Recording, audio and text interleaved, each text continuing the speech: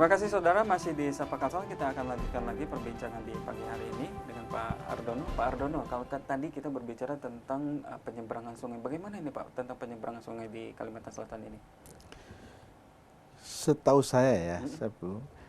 Kalsel ataupun Banjarmasin terkenal dengan nama kota seribu sungai. Betul. Banyak Pasti sungainya Pak ya? Kita bayangkan atau realnya banyak aktivitas berkegiatan lalu lintas sungai ya. Tapi dengan banyaknya perkembangan jaringan jalan, mungkin dalam beberapa dekade ini mulai berkurang kegiatannya lalu lintas sungai.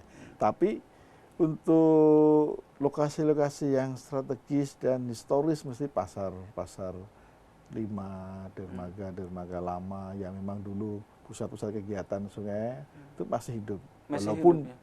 Turun drastis ya kegiatannya. Seperti di Pasar Lima, mungkin di daerah Marabahan itu masih hidup untuk angkutan sungainya. Ya, terutama di Sungai Martapura ya. Sungai Martapura. Memang lebih banyak sudah tergantikan oleh angkutan jalan, distribusi barangnya menggunakan angkutan barang. Nah, tapi tetap walaupun tidak banyak lagi seperti tadi, angkutan umum yang berkurang demandnya, jaminan keselamatannya harus kita tetap tidak berubah ya Pak, ya, tetap tidak berubah. Tidak boleh kita abaikan. Standar-standar keselamatan harus dipenuhi juga oleh para pelaku di angkutan sungai, danau, dan penyeberangan ini. Apa aja nih Pak untuk menjamin keselamatan penumpang dan juga tentunya si pemilik atau si perahunya itu? Sama halnya di jalan tadi sarana bis, maka kita sarana sungai kan perahu-perahu tadi, kapal-kapal itu ya sama. Aspek-aspek keselamatan dari sisi administrasinya, surat-surat kapal, kompetensi awaknya dan sebagainya harus ada. Kemudian teknis kapal itu seperti apa, ketika berlayar harus layak itu juga harus ada formulirnya. Kami punya tenaga-tenaga kompeten yang untuk bisa ngecek itu. Nah, kemudian juga surat trayek atau apa kalau memang dia ada izinnya antar kabupaten atau bahkan antar provinsi itu harus ada juga. Di sejauh ini masih ada jalan Mbak? Masih ada yang jalan Mbak ketika dia melakukan tidak transportasi banyak, itu? Katanya kebanyakan angkutan barang ya. Angkutan barang ya? Dari pasar ke pedalaman, itu pun juga tidak banyak. Itu biasanya dikelola dermaganya oleh kabupaten kota. Kabupaten kota? Iya, Banjarmasin, Marabahan, sepanjang Martapura inilah masih banyak. Mungkin Kota Banjar itu masih ada. Nah, kami mencoba menerapkan regulasi yang sudah dibuat oleh pusat, yang di breakdown lagi oleh provinsi dan kabupaten kota, di mana baik dari sisi sarananya, perahunya, dari SDM-nya, dan fasilitas pendukungnya ya, mungkin yang kecil-kecil kayak life jacket, life buoy itu harus ada, lampu SWAT, lampu kapal, Ini betul, lampu kapal itu harus ada, dan sebagainya seperti itu. Itu kita rem cek juga. Dalam hal ini untuk angkutan sungai ini yang mengkoordinir provinsi. Yang mengkoordinir provinsi. Ya, dilibatkan. Sejauh ini kalau misalkan dalam pengamatan Bapak, apakah mereka juga masih laik jalan atau bagaimana? Dari hasil pengecekan dan tim Bapak? Kemarin tim kami melaporkan cukup bagus. Memang tinggal kesadaran penumpang. Kadang kalau life jacket itu pada umumnya tersedia Pak. Di kapal-kapal itu. Hanya penumpangnya yang malas pakai. Nah, kami himbau ya, supaya tidak terjadi hal yang diinginkan pada masa angkutan lebaran maupun hari-hari biasa. Pakailah. Iya.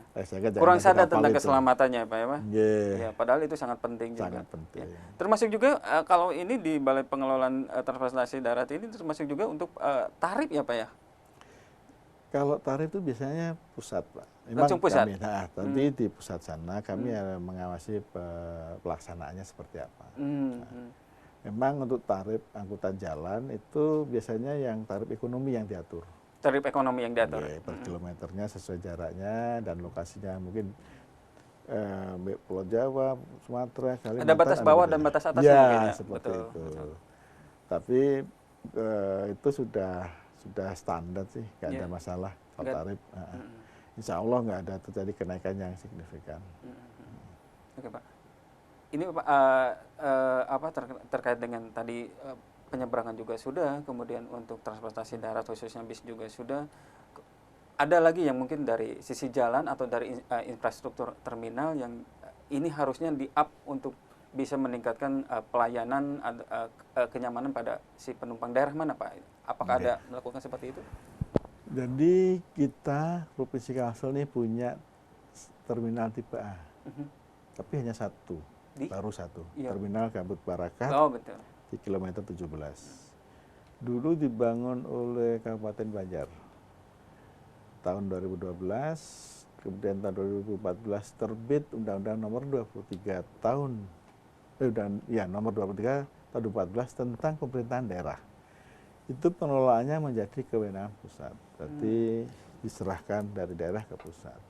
Penyerahan itu terjadi akhir 2016, Desember 2016. Sehingga sejak 2017, 2018 sampai sekarang dikelola oleh pusat, dalam hal ini BPTD. Betul. Nah, itu sudah kami usahakan melakukan rehab-rehab kecil yang cukup bermanfaat, cukup memenuhi standar untuk pelayanan. Insya Allah sudah siap dari sisi fasilitasnya, dari sisi SDM-nya, sirkulasi dan pengaturannya, sudah pendukung seperti lampu sebenarnya sudah siap. Kami ingin masyarakat tidak menyanyiakan aset tersebut. Itu aset milik negara. Sejauh ini perkembangannya masih tetap kosong atau bagaimana? Sudah mulai yang kosong lagi? Penumpangnya. Bisnya masuk terus. Bisnya masuk terus, tapi penumpangnya kosong. Masyarakat monggo kami himbau masyarakat Kalsel yang berkegiatan antar kota, antar provinsi, jangan ragu-ragu naik dan turun dari terminal Gambut Barakat KM17. Karena AKDP ya yang menuju ke Batu Licin, menuju ke Tabalong masuk semua. Angkot-angkot yang menuju ke Banjar, ke Martapura maupun Banjarbaru masuk juga. Nah, nanti kalau turun di terminal 17 mau ke Sungai Tambuk, mau ke Aranio, ke Tangkisung ada AKDP-nya. Jadi sudah tersedia lengkap ya, Pak? Nah, ya nanti jadi kita harapkan masyarakat lah, kalau masyarakat yang banyak pasti akan menghidupkan terminal tersebut.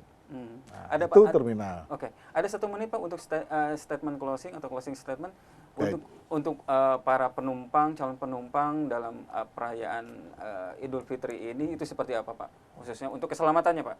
Silakan. Jadi untuk masyarakat Kalsel, tolong mengutamakan keselamatan diri dan keluarga dan juga orang lain ketika di jalan. Salah satunya mematuhi peraturan berlalu lintas, kemudian memenuhi aspek keselamatan seperti helm, surat-surat juga harus masih layak dan hidup. Dan kalau menggunakan angkutan umum, sebaiknya angkutan umum yang resmi.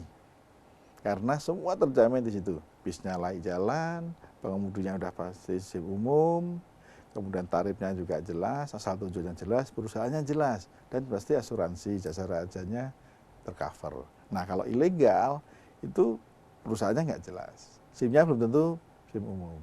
Asuransi belum tentu ada. Biasanya malah nggak ada. Nah, keamanan, ya kita nggak suujon. Kita nggak kenal sama pengemudinya.